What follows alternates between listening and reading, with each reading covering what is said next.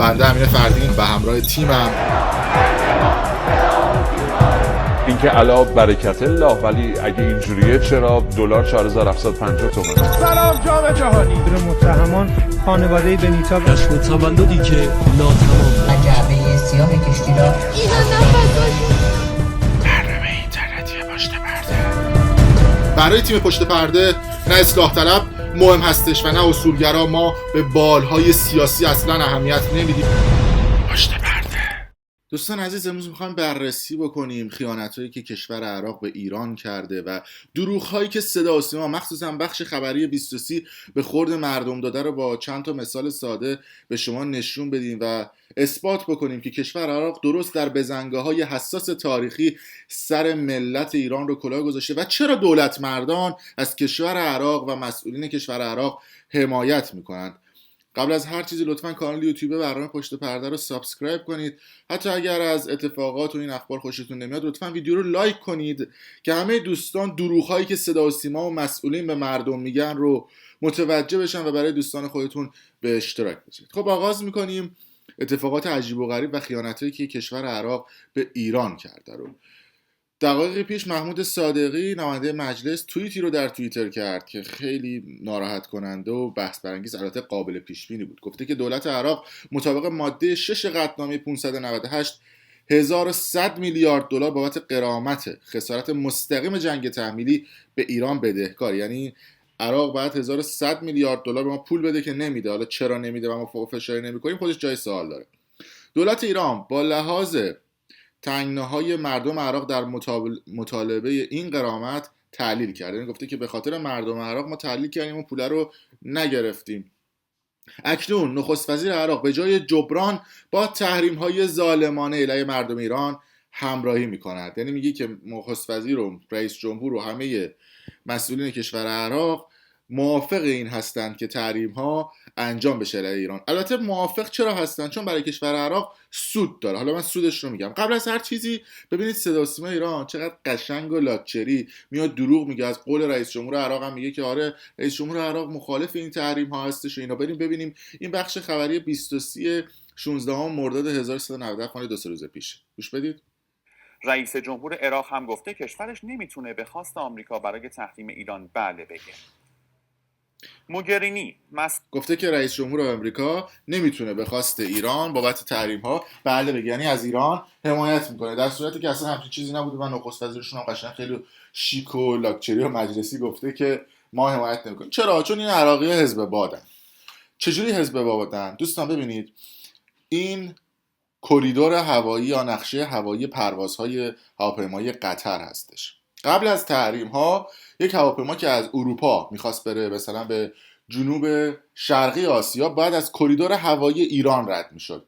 دلیل هم این بودش که شرکت های هواپیمایی میگفتن ایران کشور امنی هستش، سریع ترین مسیر هستش و ترکیه که هواپیمای ترکیه اونجا میشینن و بلند میشن یک بار اونجا میتونن سوختگیری بکنن، یا اگر اونجا نخواستن سوختگیری بکنن میتونن در دوحه قطر که هواپیماهای قطری و هواپیماهای اماراتی و کشورهای حاشیه خلیج فارس اونجا میشینن در دوحه از آسمان ایران رد میشدن.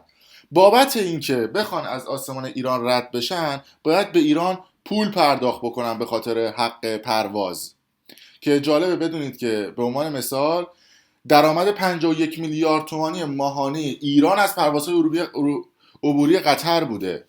یعنی اگر یک هواپیمایی رد میشد باید به ایران پول میداد. این عکس مال 1 ماه پیشه. حالا اگر این هواپیماها ایران تحریم بشه و بقیه کشورها ایران رو تحریم بکنن مجبور هستن از آسمان عراق برن. اینجا ما نقشه لایو پروازهای عبوری رو میبینیم که اگر خودتون هم برید توی سایت که به صورت زنده نشون میده پروازهای عبوری رو خودتون متوجه میشید. نگاه کنید الان ایران آسمان هواییش تحریم شده و خیلی از هواپیماهای اماراتی و قطری و ترکیه‌ای ببینید اینا که داخل ایران هم مطمئنا مسیری داخل ایران دارن. اگر بخوام برن ترکیه ببینید از کشور عراق میرن و براشون سوددهی داره که بخوان حمایت بکنن و بگن آره اوکی ما از ایران حمایت نمی‌کنیم و برای چی بخوام به ایران از ایران حمایت بکنیم؟ خب میریم از یک کشوری مثل امریکا حمایت بکنیم، یه پولی هم تو جیبمون میاد. حالا اگر میخواید بدونید که درآمد مثلا عراق یا ایران از پروازهای عبوری چقدر هستش، خیلی جالبه بدونید که هواپیماها به صورت، اینجا من نوشتم فرمول محاسبه هزینه عبور و هواپیمای خارج از آسمان ایران اینطوریه: برای عبور پروازهای خارج از آسمان کشور ایران به ازای وزن هواپیما و مقدار مسافتی که پرواز برای عبور از آسمان ایران طی میشه محاسبه میشه. یعنی این وزن هواپیما و چیزهای دیگه که وجود داره محاسبه میشه. خب حالا میخوایم مقایسه بکنیم ببینیم که یه هواپیما وقتی که از آسمان ایران بخواد عبور بکنه چقدر برای ایران سود داره. ببینید این تصویرم زنده هستش، یعنی من اگر بخوام زوم بکنم یا زوم اوت بکنم میتونم به صورت لایو همه پروازهای عبوری کل دنیا رو از طریق این ببینم. فرض کنید که یه پرواز با هواپیمای ایرباس 380 از خط هوایی امارات از مبدأ وین اتریش، که مثلا این قسمت هستش، به دبی بخواد پرواز بکنه که جنوب ایرانه. طبیعتا بعد یه مسیری رو بیاد از روی آسمان ترکیه رد بشه، از روی ایران رد بشه تا برسه به دبی. این هواپیما پهن پیکر با مسافر و باک پر در موقع بلند شدن از باند حدود 590 تن وزن داره. حالا چیزی که خود شرکت هواپیما اعلام کرد که هواپیما پر باشه و باکش هم پر باشه 590 تن وزنش. کریدور پروازی این مسیر از روستای دوستان در شمال غربی ایران، یعنی از روستای دوستان وارد ایران میشه تا جزیره سیری در خلیج فارس، یعنی اینجا جزیره سیری که اینجا هستش، از آسمان ایران عبور میکنه. از روستای دوستان میاد توی ایران تا میرسه جزیره سیری که تو خلیج فارسه. تو آسمان کشورمون پرواز میکنه، یعنی مسافتی حدود 1700 کیلومتر 1700 کیلومتر تو آسمان ایرانه. حالا حاصل ضرب 590 وزن هواپیما رو به تن در 1700 کیلومتر مسافت طی شده به کیلومتر اگر بخوایم در 16 تومن ضرب بکنیم، چون 16 تومن الان داره حساب میشه، درآمد شرکت فرودگاهی ایران از این پروازهای خارجی یه چیزی معادل 16,480,000 تومنه برای حدود یک ساعت پرواز. یعنی هر پرواز که روزانه، من نمیدونم چند تا پرواز انجام میشه، بکنم 7-8 هزار تا پرواز از آسمان ایران رد میشه، شاید هم بیشتر. به ازای هر پرواز 16 میلیون تومان برای ایران سود داره. حالا اگه عراق از ایران حمایت نکنه، اون 16 میلیون تومان میره تو جیب عراق. به همین راحتی که حالا آقای محمود صادقی هم اینطوری آمپر چسبونده. نه شما که توی مجلس هستید، شما چی کار میکردید توی مجلس؟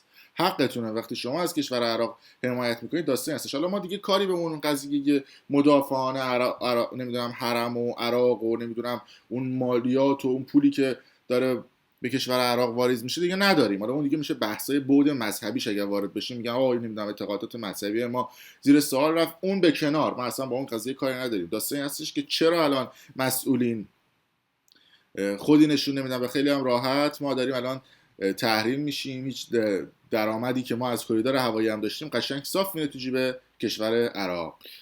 خب مرسی از اینکه تا این لحظه با ما بودید و حالا یکی از این گندایی بودش که ایران زده. لطفاً کانال یوتیوب رو سابسکرایب کنید، ویدیو رو لایک کنید و برای دوستان خودتون هم بفرستید. بنده امین فردین و همراه تیمم اینکه علا برکت الله، ولی اگه اینجوریه چرا دلار 4750 تومن؟ سلام جام جهانی. متهمان خانواده بنیتا کشف تولدی که ناتمام و جعبه سیاه کشتی را برنامه اینترنتی پشت پرده. برای تیم پشت پرده نه اصلاح طلب مهم هستش و نه اصولگرا. ما به بالهای سیاسی اصلا اهمیت نمیدیم. پشت پرده. بنده امین فردین و همراه تیمم اینکه علا برکت الله، ولی اگه اینجوریه چرا دلار 4750 تومن؟ سلام جام جهانی. متهمان خانواده بنیتا کشف تولدی که ناتمام و جعبه سیاه کشتی را برنامه اینترنتی پشت پرده. برای تیم پشت پرده نه اصلاح طلب مهم هستش و نه اصولگرا. ما به بالهای سیاسی اصلا اهمیت نمیدیم. پشت پرده. بنده امین فردین و همراه تیمم اینکه علا برکت الله، ولی اگه اینجوریه چرا دلار 4750 تومن؟ سلام جام جهانی. متهمان خانواده بنیتا کشف تولدی که ناتمام و جعبه کشتی را برنامه اینترنتی پشت پرده. برای تیم پشت پرده نه اصلاح طلب مهم هستش و نه اصولگرا، ما به بالهای سیاسی اصلا اهمیت نمیدیم.